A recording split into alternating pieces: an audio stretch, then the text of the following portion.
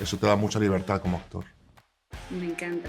Did you get anything, guys? We did right up until the end. When he goes fast, then we're out. Yeah. I hear a lot of I'm doing it on thuds, purpose. and I'm gone. He said something about a book. Something about a book? Book? No. Book. No, leave it free. Free. Say libre. Libre. Ah, yeah, there you go. Okay. There you go. Okay. I got you. And then that he's playing someone with nothing to lose. Yes. has Yes. Provided that. Yes. Ah, they know. Yeah. Con Gaby Cam y Javier Ibarreche. I don't know how to do this Spanish-English. Do Spanish. Do Spanish. No, guys go. we can do We'll sit. English. We can do English. All of them. No, do No, Spanish, do and then if we'll Spanish. talk if We you like to want, but listen. we like to listen. Okay, I'll start. First off, you guys, en este momento, I'm going to say this in English because it's for all of you. I think there's nothing you can't do that turns into gold. The three of you are just Thank you. this world. Thank you so much. This world as well. And Javier, I would like to start with you. Javier, en este momento estoy segura de que eres el mejor villano que yo haya visto en la pantalla en cualquiera de tus proyectos. He's the best villain I've seen in any project. I think he's just great at it. ¿Hay algo que hagas tú o algún secreto que tengas para volverte más intimidante antes de entrar al set? Sí, no tomar mi medicación. That's a good answer. I'm The gonna take question your was, word is for there it. anything you do before shooting the scene that makes you more villainy? So Oh, okay. do not take medication. Oh, okay. They know that. All right, They all know right. that. No, realmente seguir el guión, seguir la idea, seguir el...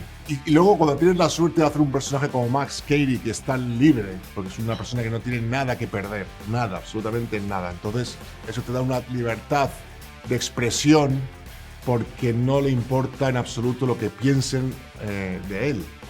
No se siente juzgado para nada. Le da igual el juicio de los demás. Entonces eso te da mucha libertad como actor. Did you get anything, guys? We did right up until the end. When he goes fast, then we're out. Yeah. I hear a lot of I'm doing it on thuds, purpose. and I'm gone. He said something about a book. Something about a book? Book? No.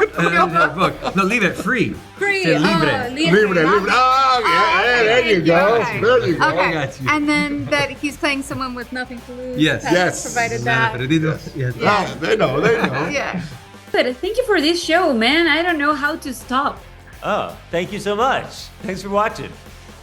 I mean, it's amazing. It's a great story, and you know, I was blown away by who was producing it, obviously along with your own work. And I wanted to know to what kind of details should we be paying attention where we can actually see Spielberg and Scorsese in this story?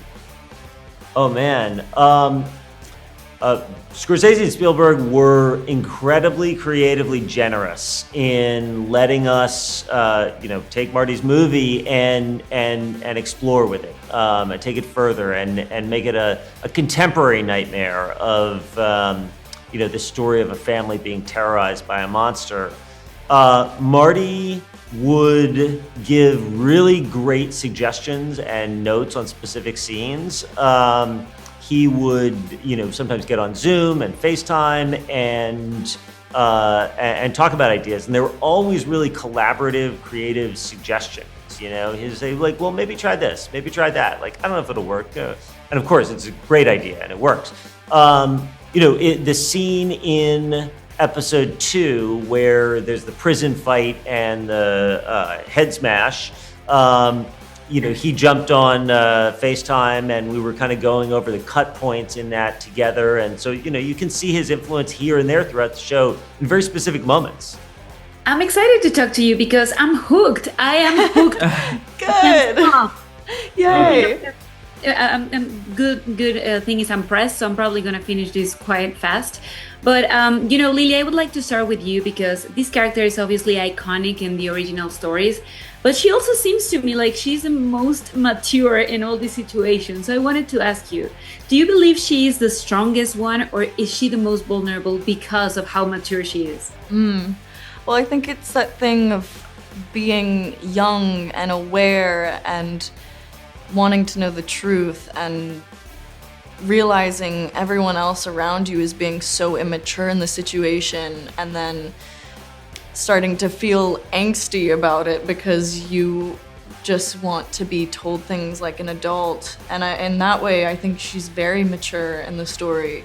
but also she's so vulnerable in the sense that she doesn't realize she's being puppeted by the whole situation. And I think kind of having her origin story starting in the womb of Anna at the trial kind of tethers her from the beginning before even birth about this situation. Yeah, I agree. And you know, Joe, to me, from the beginning, your character seems like almost hiding as many things as the other characters to me. I cannot figure him out, which is something I really enjoy. So how do you keep this ambiguity within Zach? Like, how do you make him like a victim, but almost you don't really know if he's a victim anymore? Yeah, well, I mean, the interesting thing with Zach is just everything is so internal and there's so much that's left unsaid and that's unspoken. There's just lots of context and information that I think I had to hold inside and, you know, but it was never on the page. So Zach is just a really complicated, he's such a complicated, confusing, intricate guy, and I think it's a huge compliment you saying that you can't figure him out, because I don't think you're supposed to figure him out, and I don't think that he knows who he is at all. I don't think he's figured himself out, so I feel like that's a compliment that you can't figure him out. Yeah, thank you. Yeah. No, you're great at it. I mean, I just feel like smacking him to tell me what happened that night anyway. And also, I have to tell you that I love how you play with these characters almost being guilty, all of them. Like, I don't know anymore who should I believe, and I think that's actually the hook of the show. I wanted to know at what point during the process of making the show did you decide that it was okay for the actors to know what was the actual thing going on? Oh man, I try to give the actors as much information as I can. However, you know, sometimes we're discovering stuff as we go. Before we started, we had conversations about what the overall idea and journey of the show was. And we had a number of scripts written, you know, early on before we started shooting, when the actors started. I think we had drafts of all the scripts done pretty early, but also, you know, we're rewriting and we're learning things and things are changing sometimes. So I would try to, you know, have these kind of big picture conversations with the actors super early on, so they know like the shape of the emotional journey and the architecture of the story. But also we discover things, and you know, sometimes they come up with lines or moments or changes to scenes, or like maybe we cut this scene and then these two other scenes connect differently, and all the actors do that in different ways because they all have different creative processes, but it's great in every version. So, you know, it's a very kind of collaborative process. You want it to be. You know, Javier would come up with really cool ideas, like, what if I did this? What if I did that? And then usually we'd put it in the show. I have to ask you, because I think the one thing I'm loving about this show is that as audience members, at least me, I'm going from, no, he's the bad guy, no, she's the bad guy, I mean, Tom is the bad guy. Like, I don't know anymore who is it. You guys probably know from the beginning. So how do you keep that to yourselves, and how do you build it in these characters for us not knowing, but also playing the game with you? I think it isn't clear who the good guy. I mean, so what you're saying, I think because they're flawed characters, they're living with this duplicit reality. Anyway, we each have our secrets, and sort of as we unveil the secrets, it allows the audience to sort of make that judgment for themselves, you know. And I don't know at the end that any of us come out. Yeah, and I think that's very intentional. Yeah. You know, I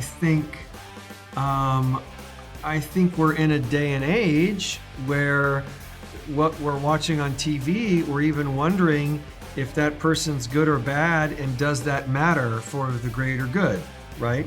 Yeah. So we're constantly faced with that in the political climate of, without getting too political, but you know what I mean? That's a very present day idea, no matter what side you're on, of like, I like the cause, but I hate the person, or whatever that may be. So it does sort of fit into this thread of like who's good, who's bad, does it matter? Or the good people aren't always doing the right things, and the bad guy seems to be, I kind of understand why he's doing what he's. So that complication is what we hope sort of audiences lean in towards. And because there's not an easy, the ambiguity is probably what sets this apart from the other versions, or one of the things. You know, I actually wanted to ask you because obviously they all have their own doubts. It's more what they think than what it actually is, even for them and not for us as audience members as well. So I wanted to know, how much did you get to play with the expectations you are giving the audience members? Like, how do you take that as something in your favor to tell a story? I think the audience is going on a journey here where they may expect certain things and they're going to be surprised. You know, I think they're going to be satisfied ultimately, but on the path, there's some unexpected stuff. And sometimes we surprised ourselves in the writer's room. You know, there are things in the show that kind of organically bubbled up, and it's like, that's a crazy idea. Wait, we should actually do that. I'm gonna switch to Spanish in the end again. I'm sorry. Good, that's No, okay. we love it. Perdón, es que Javier, yo tengo que escucharte hablar español, eso me hace feliz. Y quiero preguntarte, ¿qué tanto, tú qué piensas de si una persona que vive una injusticia se puede convertir completamente en otra persona? ¿Crees que puede ser que la injusticia la convierta en alguien malo, o debe haber tenido algo dentro de él que quizá no sabía que estaba ahí? Uy, es muy complicado, no lo sé, pero es verdad que igual que está el ejemplo de Max Cady en esta serie, que ha sufrido o siente, no lo sabemos todavía, una injusticia, él siente que es una injusticia. Hay otra persona que también ha sido encarcelada de manera injusta, que colabora con la organización del personaje de Anna, de Amy, con lo cual él sí se ha rehabilitado y ha usado eso para el bien de los demás, mientras que Max Cady no. Con lo cual no creo que depende mucho de la persona, del estado mental y del estado de la fuerza emocional y psicológica de la persona que sufre esa injusticia, pero no debe ser fácil, evidentemente. Con Gaby Cam y Javier Ibarreche.